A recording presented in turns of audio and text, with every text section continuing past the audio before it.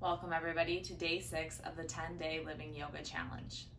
Over the last 5 days, we have explored the 5 yamas, the first limb of yoga. Now we move on to the second limb of the Eightfold Path, called the Niyamas, which can be thought of as personal observances. Today we're going to explore the first niyama, which is called saucha, which is usually translated as purity or cleanliness. So it might seem kind of strange, or we wonder, like, how is this related to our living our yoga off the mat? But this idea of purification, either purification of the self or purification of the environment around us, is something that opens us up to a deeper connection with the divine, both in ourselves and in the world around us.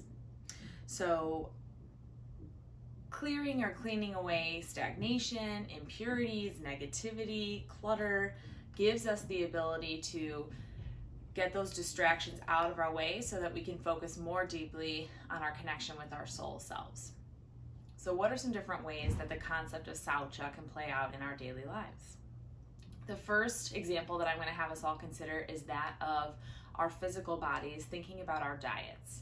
So some of us might already be pretty putting a lot of focus or awareness into cleansing our internal systems about what goes into our bodies, and some of us might be doing that some of the time. Some of us might be wanting to get back to those practices. So starting today, moving throughout the rest of this challenge, and hopefully even beyond that, we'll take a better look at our diet, what it is that we're consuming food and drink wise, and how that makes our bodies feel, whether we feel cleansed and purified, supported and healthy when we eat certain foods and consume certain drinks, or whether we don't have those types of feelings afterwards.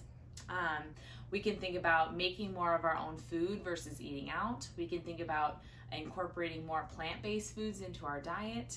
We can think about reducing our intake of sugar, our intake of alcohol and other substances that do have effects on the body, etc. So there's a lot of different ways that we can take a look at living saucha through our diet. A second example also has to do with the body, but more in an external sense. So this concept of purification or cleanliness can be thought of as, what are we doing when we are showering and bathing, and how do we take care of ourselves on the external level? So in addition to just making sure we're washing ourselves regularly, we can think about kind of going the extra mile with this. So maybe it is paying attention to our nails and cutting or filing our nails. Maybe it's doing a little something extra for the skin on our face, maybe with some aloe or moisturizer, etc. Maybe it is something as simple as flossing our teeth. That might be part of people's regular routine. For me, it's not really part of my regular routine, but would be a great way to incorporate this practice. Another thing could be tongue scraping. The possibilities here are endless, but just the idea of paying a little bit more attention to how you care for, purify, and cleanse your physical body, and whether there are additional practices that you might be able to bring into that routine of yours. Switching now to our physical environments and thinking about the idea of purification and cleanliness here. So there's a lot we could attack. We could think about our homes, the places we live. We could think about our work spaces if those aren't in the home at the moment. We could think about our vehicles, cars that we drive. There's a lot of different spaces that we spend time in where oftentimes we accumulate clutter, junk, just your normal everyday wear and tear of dust and dirt and grit, etc. So really thinking about what are the ways in which we can not only just organize those spaces, but really clean them as well. So dusting, vacuuming, whatever type of cleaning that you feel called to do in those spaces. But the idea that after we move through these practices, paying more attention, giving more love and awareness to these different external environments that we find ourselves in, again, we kind of get rid of the distraction that comes with the clutter, with the dirtiness, with the mess, so that we don't have to focus on that. And lastly, today I'm going to offer you the example of saucha in relation to our thoughts.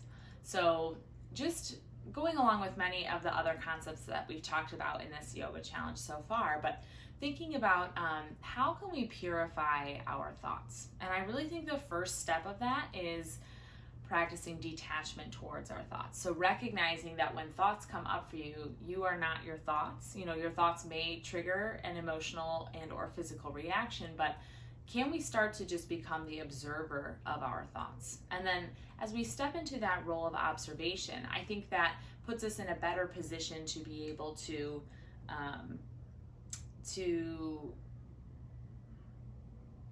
be more conscious of our thought process and consciously refocus those thoughts. So if you feel something negative or detrimental, something that doesn't empower you coming up in your mind, just say, oh, okay, I see what's going on up here, and I'm going to choose to refocus that thought, to shift my thinking onto something else that is more positive, something that's connected to gratitude, or at least something that's more neutral.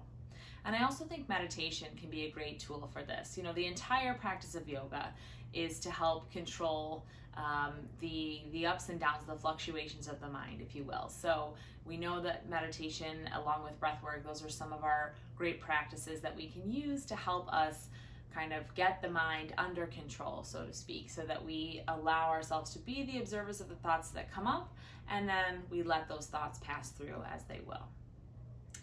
So those are a few different examples of the way that we can be living this concept of saucha off of our mats, out in our daily lives. And for today's Live Your Yoga Off the Mat challenge, I want to ask you to do two things. The first of which is connected to that idea of our external environments. So I want you to choose a space in your home, in your car, in your workspace that really needs a clean. It can be anything. It can be something as compact as one single drawer in a kitchen. It can be something like, today I'm going to clean out my entire car. However ambitious you're feeling is up to you, but I encourage you to find a space that feels cluttered, that feels messy, that feels dirty, that feels distracting in some way, and do what you can to clean and to purify that space.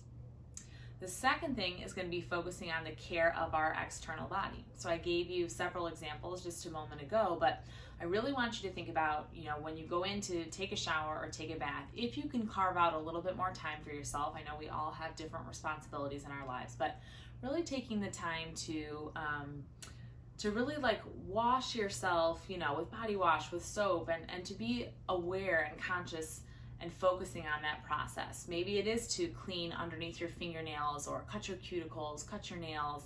Maybe it's to put some lotion on the bottom of your feet. How often do you think about the skin on your, the bottom of your feet? It can be flossing your teeth. It can be tongue scraping, as I mentioned before, but just really inviting you to take a little bit more pride and put a little bit more focus on the cleansing and the purification of the external spaces in the body. If you have any questions about today's challenge, feel free to reach out. There's going to be more information coming in the email that goes out to you guys this morning. But thank you all so much for being here. I hope you have a great day.